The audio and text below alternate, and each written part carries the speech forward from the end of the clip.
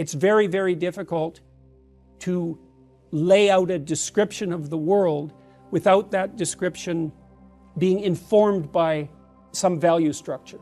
That's at the core of what's useful about the postmodern critique. I think that's at the core of it, and I actually happen to believe that. I don't think you can look at the world except through a structure of value.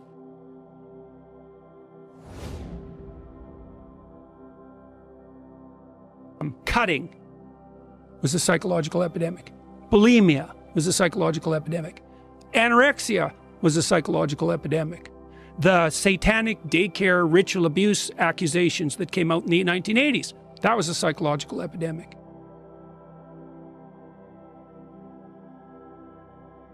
What is causing this rush to that? Like, how did this happen, and how did this happen so quickly? Well, this is partly tied up with this issue of the college. So here's one way into it. So now professionals are bound by law to offer gender-affirming advice. They're bound by law. Okay, so this is what this means. If you bring your 13-year-old in to be evaluated by a physician or a psychologist, and maybe she has high levels of neuroticism, tilting towards depression and anxiety, and then that's making itself manifest in bodily discomfort. Now that's being shaped by this cultural fad that insists that if you feel uncomfortable in your body, it's because you're of the opposite gender. That's the psychological epidemic part of it. And we can talk about that in a little bit more detail. But now you're duty bound by law, if you're a professional, to say, oh, you think you're a boy? Yeah, absolutely. You absolutely, 100%, you are. What can we do to facilitate that move forward? And that all got... The first thing we wanted to find out was, well, is there really such a thing as political correctness or wokeness, right? Because it's vague. Can you identify it? Yeah, and I meant that psychometrically, because psychologists for 40 years have been trying to... One of the things that psychologists have been wrestling with is construct validation. That's the technical problem. Is how do you know when you put a concept forward whether it bears any relationship to some underlying reality? And so you can think of, well, is there such a thing as emotional intelligence? Is there such a thing as self-esteem?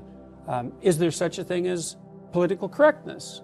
And so the proper answer to that is, well, we don't know, but there are ways of finding out. And so one of the ways you find out is you want to see if the construct assesses something that's unique, and that it does that in a manner that's separate from other similar constructs in a revealing and important way. It's very, very difficult to lay out a description of the world without that description being informed by some value structure. That's at the core of what's useful about the postmodern critique. I think that's at the core of it, and I actually happen to believe that. I don't think you can look at the world except through a structure of value.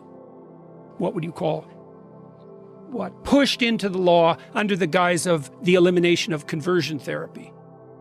So, now, the problem with that is, you see, if you're a therapist or a physician, you don't affirm someone's identity.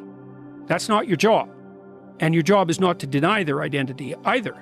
Your job is to help them explore their identity and hopefully to develop it. And so someone comes to you, maybe they have body dysmorphia.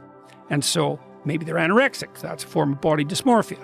And so the first thing you do, if you have any sense, is you note that that's stemming out of an underlying, more global proclivity to suffer from depression and anxiety. So that's the big elephant in the room, depression and anxiety. So if the trans activist types say, well, the body dysmorphic types are more likely to have suicidal thoughts, it's not because they have body dysmorphia, it's because they're prone to depression and anxiety, and depressed and anxious people are more likely to have suicidal thoughts. And maybe body dysmorphia adds a bit to that, but nobody really knows. Probably adds some. But the fundamental issue is one of depression and anxiety. The question then is, well, what is the structure of value, and also what do you mean by a structure of value? And that's where the postmodernists went wrong, and where I think our whole society went wrong, because the radical left types, who were simultaneously postmodern, turned to Marxism to answer that question and said, well, we organize our perceptions as a consequence of the will to power. And I think that is an appalling doctrine. I think it's technically incorrect for all sorts of reasons that we could get into, partly because power if power is my ability to compel you to do things against your own interest, or even your own desire, maybe I can organize my social interactions on the basis of that willingness to express power. I think that's a very unstable means of social organization. And so the notion that it's power that structures our relations, I think where's your evidence for that? There's no evidence for that. It's wrong. But that's what we assumed, and that's what universities teach by and large. Insistence on pure rationality and pure Enlightenment rationality doesn't address the fundamental religious impulse. And the hope was, among the four horsemen of the atheist world, let's say, that once we dispensed with this irrational superstition, we'd all become materialist rationalists, of the intellectual caliber of Steven Pinker. But that isn't what's happening. I don't believe that that can be the case. What happens instead is that all sorts of things that religion should be separated from, the higher life, the spiritual life, the religious life, all of that falls down a level or two, and pure politics becomes contaminated with the religious impulse. And then it becomes totalizing. And that looks like a catastrophe. And so it seems to me that we need to pull up the spiritual domain again to parse it off as a separate field of what? Endeavor, study, hope, to give it its due. And that's the role, at least in part, that the universities should be playing. Instead, they're tearing things down. So now you're suffering from, unspecified self-consciousness, and the culture twists around to offer you a narrative. And the narrative is, oh, well, you're in the wrong body. And then the carrot is, and this is part of it gets extraordinarily pathological, is a lot of these kids who are suffering from this alienation are unpopular. And now they're being enticed. It's like, yeah, well, you're not unpopular. You're interestingly special. So if you just take this carrot, you're the opposite sex, all of a sudden you're not a victim, you're a brave, you're a brave seeker after your redemptive identity.